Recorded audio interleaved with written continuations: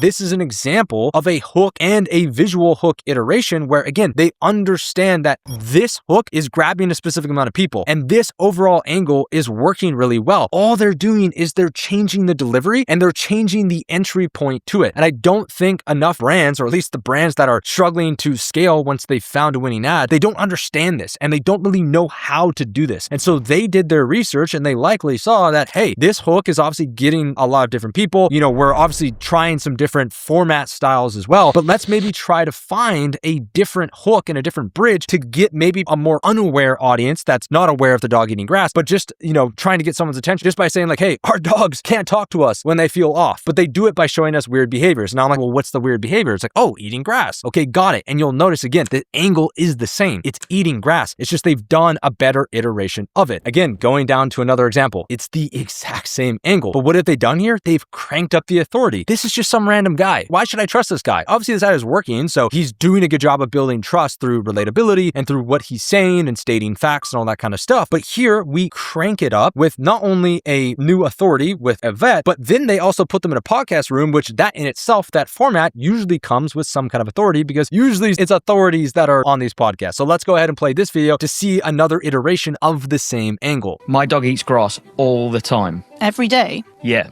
And you still think that's normal? But it's just grass, isn't it? So what's the big deal? Well, grass eating is actually a dog's instinctive behavior to try to balance the bacteria. So there you go. Right now you can see, again, same angle, guys, completely different type of execution, completely different visual format. And on top of that, we've amplified the authority. Now we're bringing a vet in. And now obviously I'm way more likely to trust a vet than potentially some random guy. And again, this is why iterations are crucial, because the differences between all of these ads here. So this original ad, obviously with the dog eating grass. Then we have this Pixar style ad. Then we have this, crochet AI style ad. Then we have this podcast ad. They're completely different. And again, this gets delivered differently on Meta. And some people are just going to watch different types of content. And so that's why by you testing different formats, but again, testing different formats with intent, you're not just blindly, testing different hooks, and you're not just blindly spamming different, videos. You're actually moving with intent with the formats that you test. The biggest brands, they do this. They understand when certain angles are working and they double down on them with different types of execution.